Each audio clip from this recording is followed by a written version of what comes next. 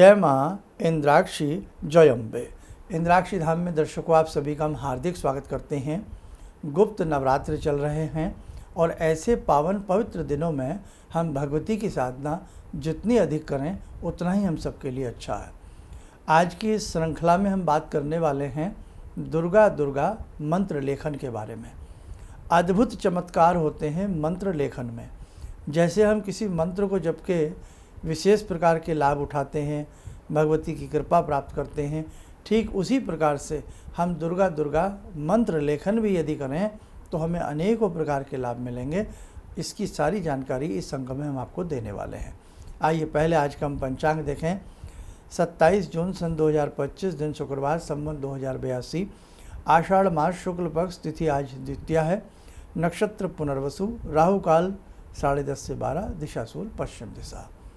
आप में से अनेकों ऐसे साधक हैं जिनके पास भगवती की कृपा है, जिनके पास समय है और जिनके पास मन में शांति और आनंद है।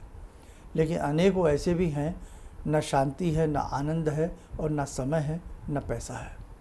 बहुत सारी जीवन में दिक्कतें रहती हैं। तो आज हम आपको एक बात बताएं, हमें ऐसी स्थिति में मंत्र लेखन जरूर करना चाहिए।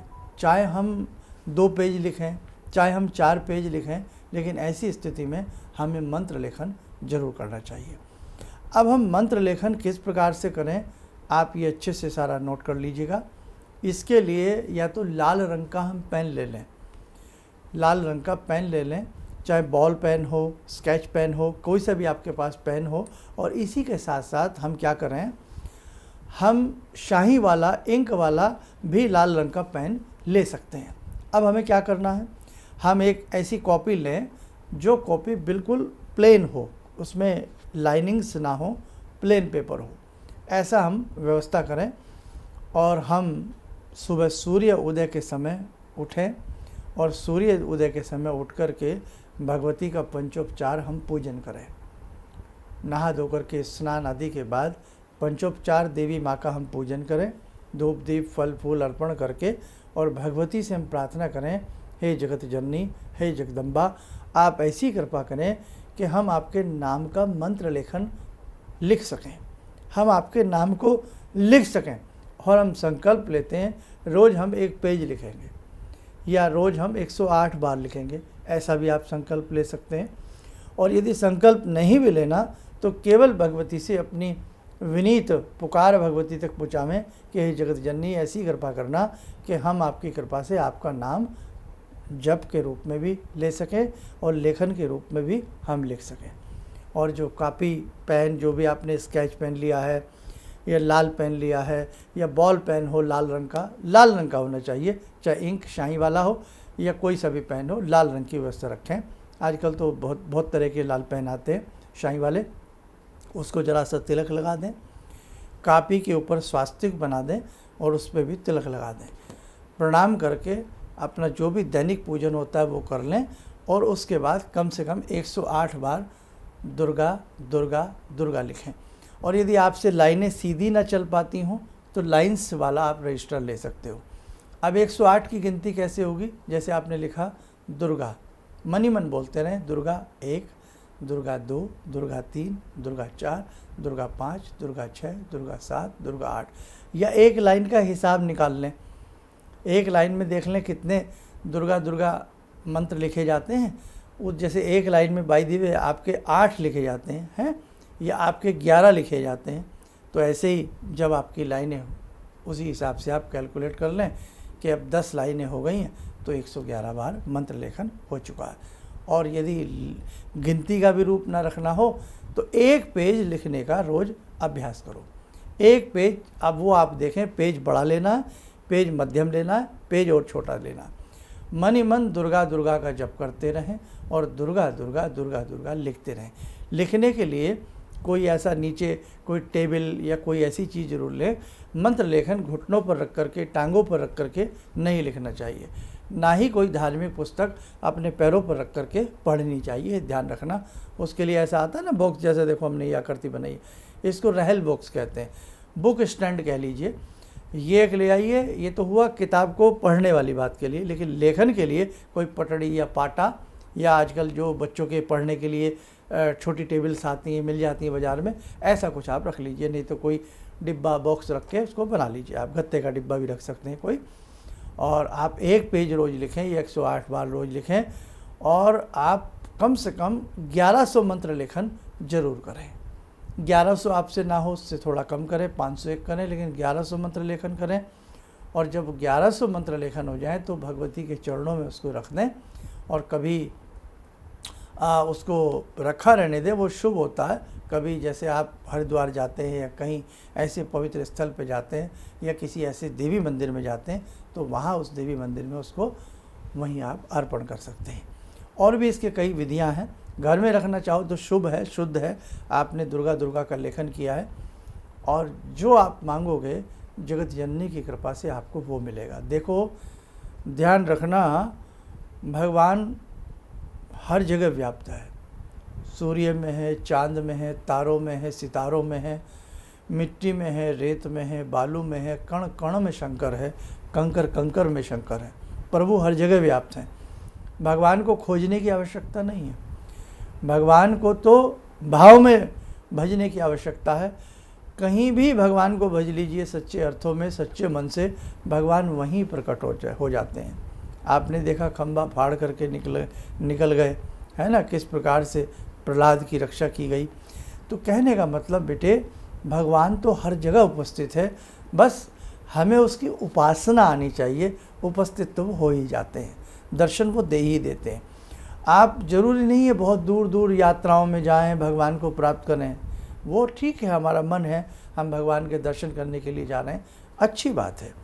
लेकिन भगवान की प्राप्ति आपको अपने घर में बैठ के हो सकती है, भगवान की प्राप्ति आपको वीराने में बैठ कर के हो सकती है, भगवान की प्राप्ति आपको एक छोटे से 2x2 के स्थान में बैठ कर के भगवान की प्राप्ति हो सकती है। बस वो भाव जगने चाहिए, आपकी पूजा में कमाल आना चाहिए, आपके भाव विभोर होकर के आपको पूजा करनी चाहिए। भगवान हर जगह व्याप्त है।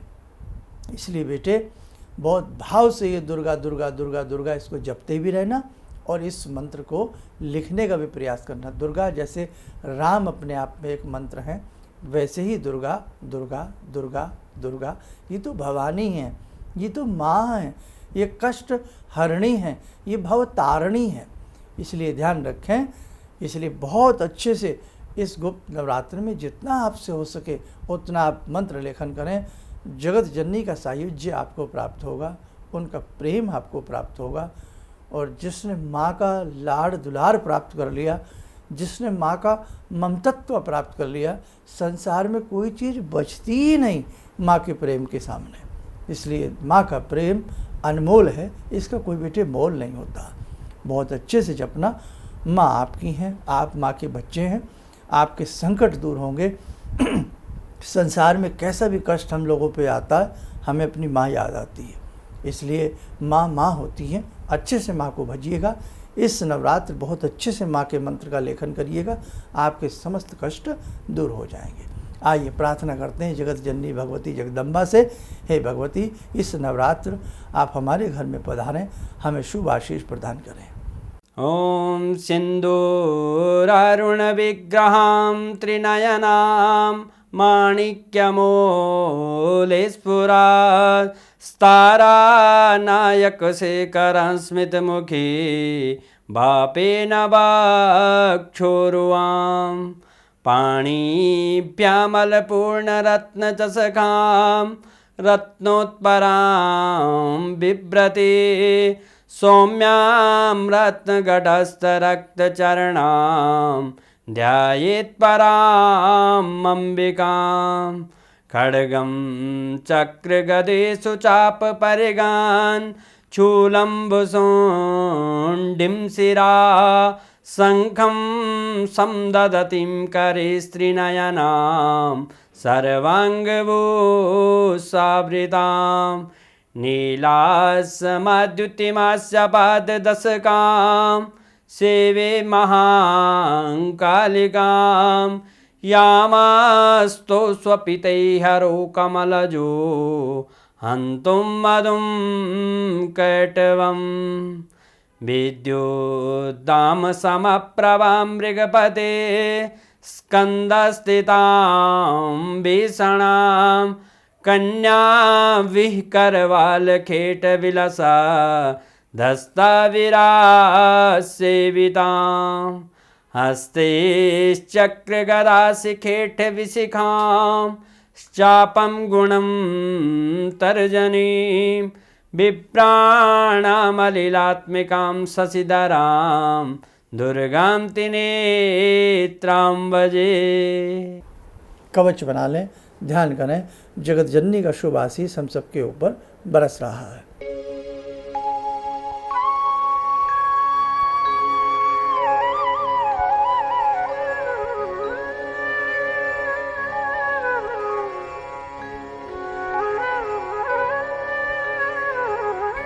ओम बोलते हुए नेत्र खोलें, सामान्य हो जाए।